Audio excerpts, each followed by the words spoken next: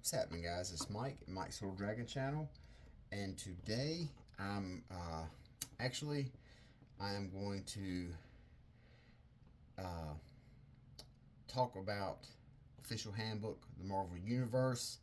The way I got this idea was I actually saw somebody on another video today talking about this, and I thought to myself, hey, that would be a pretty good topic to talk about because I don't think a lot of people are very familiar, especially the newer readers and fans out there are very familiar about the official handbook of the Marvel Universe. If you are of a certain age, uh, this right here was basically like our Wikipedia.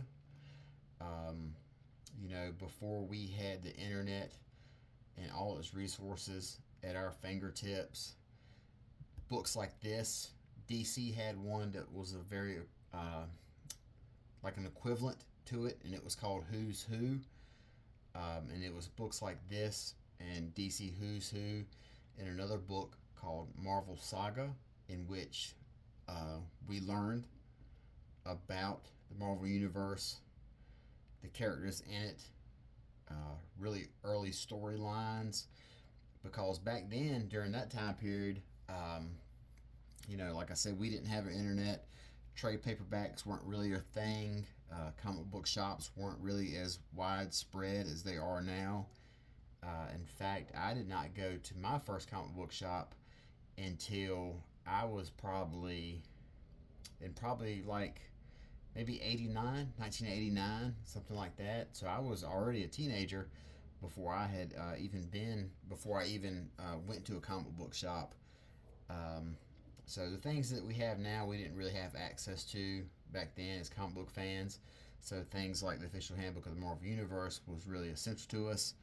Um, and basically, from everything I've been able to gather, a little bit of backstory about it is this is the brainchild of Jim Shooter. He was somebody who wanted. Now, this is information I looked up on Wikipedia, so it's really easy for anyone that wants to find out about it.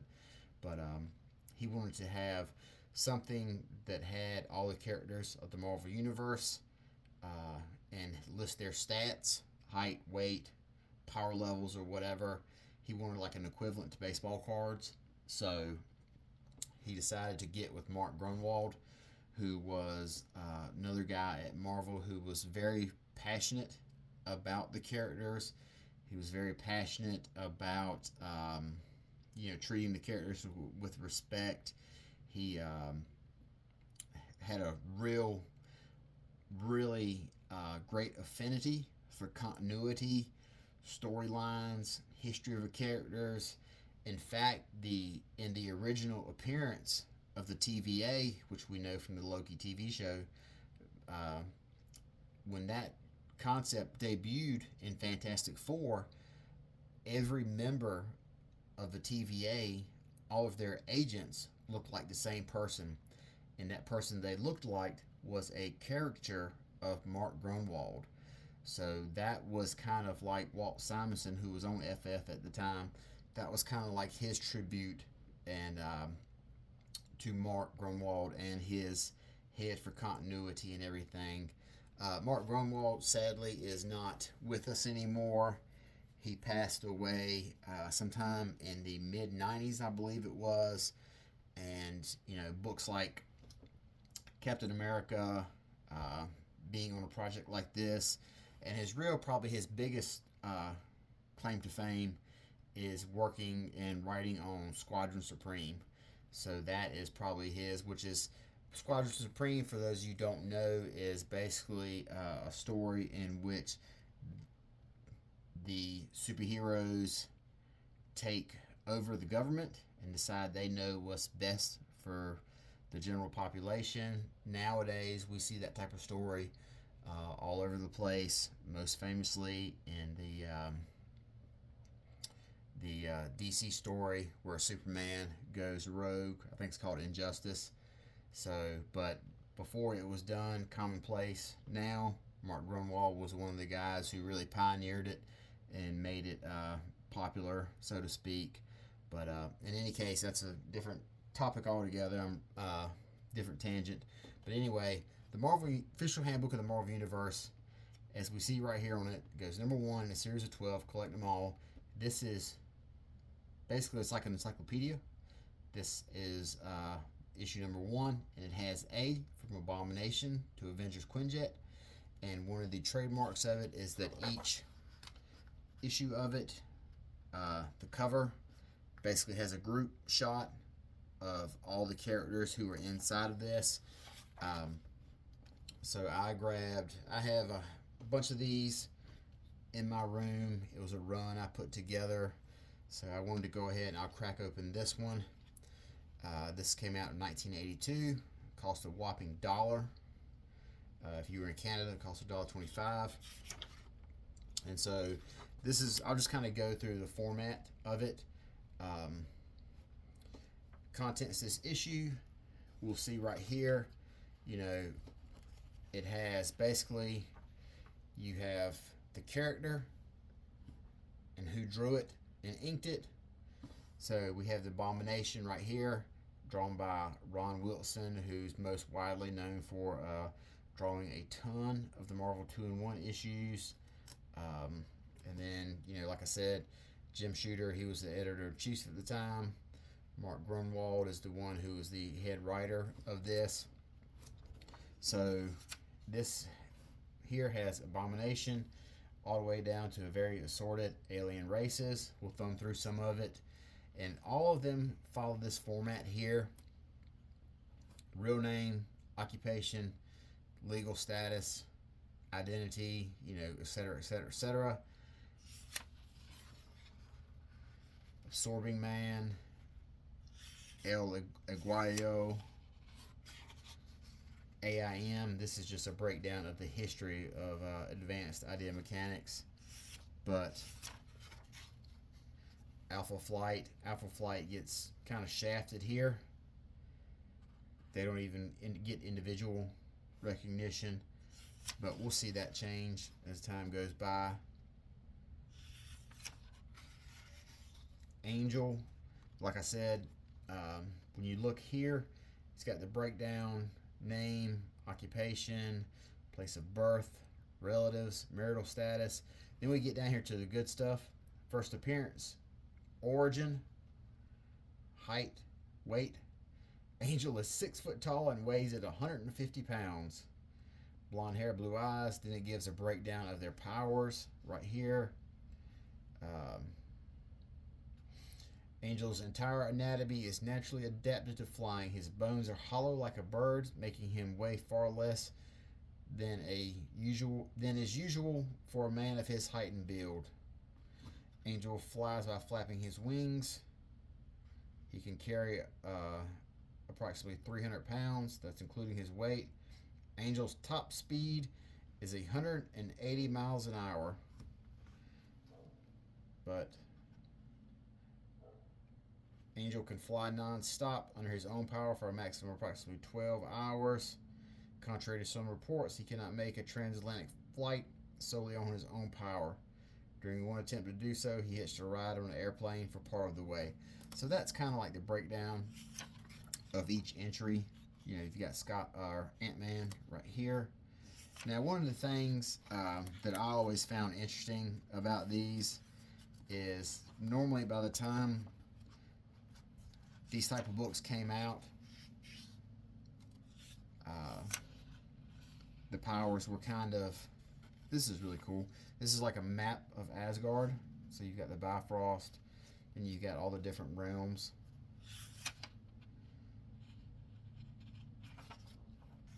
Same with Atlantis. All the Asgardians here, they just get headshots. Same with the Atlanteans.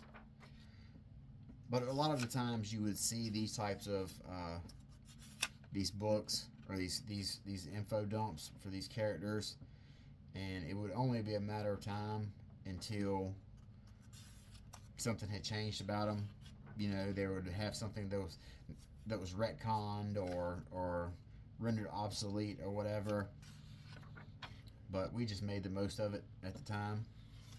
You know, one of the things that Mark Grunwald says when I was reading the Wikipedia about it is None of these were to be set in stone. Everything was what it was when it was published. So, you know, characters could change and wouldn't be locked into a, you know, penciled in into a certain format or power set forever. Now, this is something I miss right here. We used to see these in a lot of annuals. You will see these cross sections. Like this is a full layout of the Avengers Mansion. Second floor, third floor, basement, sub basement. I used to always get a kick out of these as a kid.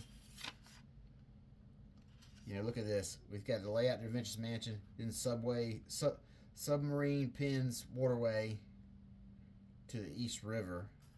So they put a lot of time and effort into sketching these rooms out and labeling each of them. I always thought it was a really cool thing as a kid. I dug stuff like that. Stuff like this Avengers Quinjet layout. I mean, look at this. This is just a cross section, basically, of the Quinjet, and they've got everything labeled with number and reference right here. This is where the pilot sits. This is the nose wheel, torque shock absorber assembly. Just really crazy stuff. Then you've got some various alien races here. So that is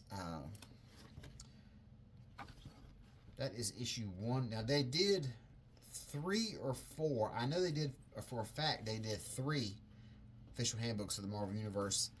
And the 4th one was one that was in punch-out pages, so you could put it like in a binder. And by the time they got around to doing those, I had kind of lost interest in these types of books. But as we'll see, we'll go to the next one. Now this one is the official handbook of the Marvel Universe Deluxe Edition. So this is really expanded. So this is the Abomination to Batroc's Brigade. So this book is a little bit thicker than the previous one. This came out in 1985. It cost you $1.50. If you were in Canada, it was $1.75. So this one is 3 years later compared to the last one we looked at. Now, when they say deluxe edition, what they mean is they give you more information about the characters here. You still have the basic breakdown: name, occupation, identity. So we'll take a look at them here side by side. This is the Absorber Man in the deluxe edition. This is the Absorber Man in the regular one, and we see it gives nothing really about his backstory. Gives a small paragraph for his origin. Most of it talks about his powers and to his weapon. Now here in the deluxe edition, we go all into it. This is a deep dive into the Absorbing Man right here. You know, so instead they give us a history of him. Look at this. This is like a full page of Absorbing Man history. Adamantium. Everything we knew about adamantium at the time is explained here in detail. More information here about advanced idea mechanics. So that's why they call this deluxe. It's basically, it's all extra stuff.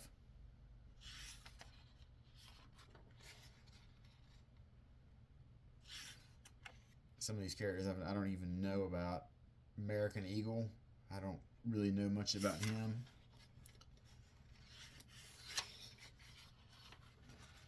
See Angel, he's got 2 pages right here. The previous one he just had, everyone just had 1 page in the last one.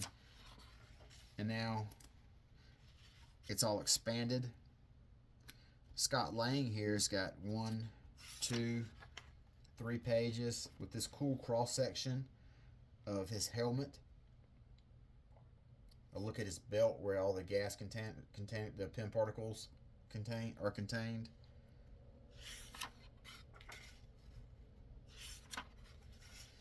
So this is really cool stuff. I ate it up as a kid. You know, I would, one of the things that I would do is I would imitate this format here. You know, I would create some sort of character, mostly by tracing one, and then I would fill all this stuff in with information I made up in my head.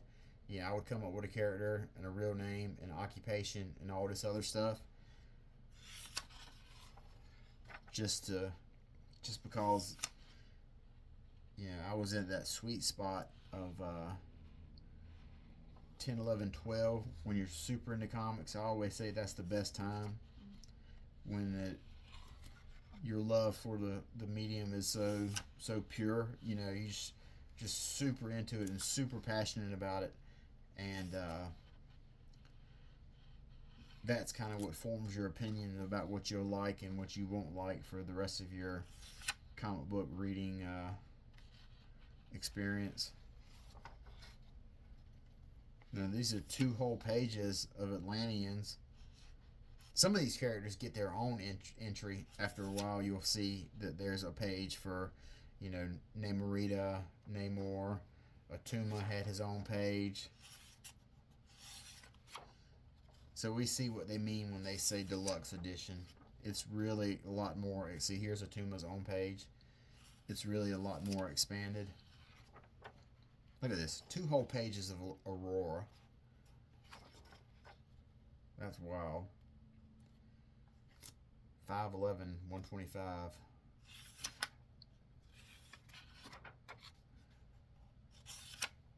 Really in-depth look at the Avengers right here. But another look at the Avengers. This is the Avengers compound. So this is the previous one we were looking at was the Avengers Mansion, which was East Coast. This is the compound, which is where the West Coast Avengers were held up. See, this is the mansion here. But wow, they really went all into it right here. More Quinjet stuff. But in any case, this was the deluxe edition from 1985. Then 4 years later, they did the update. Cost you $1.50 United States, $2 Canadian. And this just had a bunch of characters who had appeared or kind of had significant upgrades since the last appearance. And this ran from, see, these are all characters who weren't around in the last one we looked at, the Alliance of Evil. Marlene, I'm not sure how that's pronounced. I guess she's with Moon Knight. Ammo, I don't even know who some of these people are. Of course, Apocalypse. Everyone knows who that is. I want to say this is Rob Liefeld right here. Apocalypse, Walt Simonson, and Rob Liefeld. Yeah, so this is Walt on this page, and then this is Rob right here on this page. I can tell because that's a Rob face, and that's definitely Rob hair right there. But these are all just characters who, like Angel had such a significant upgrade from Angel to Archangel, they had to give him a whole new entry. Power Pack Kids. Vance Astro. I was just talking about him earlier. About how he was, him and Firestar were such a great couple to me in New Warriors. But in any case, long story short, this is the official handbook of the Marvel Universe. It's quite a bit of fun. You know, now you would just check out the internet. You would have things change so fast in comic books, you could just update the Wikipedia page instead of publishing something like that. But you know, at the time we didn't have that, so. But part of the reason I bought all these was nostalgia factor.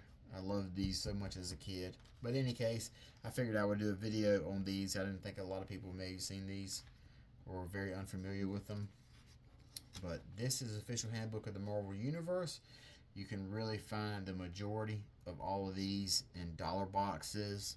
Um, it's not a very expensive book to get, but they're really fun, especially if you're someone who has a deep love of characters. So that is going to be it for this. I might do the Who's Who, the DC version of the ones, and maybe I'll do Marvel Saga as well. That's another book I enjoyed quite a bit. But that is it for right now. Till next time, I will talk to you guys later. Have a good night, and bye-bye.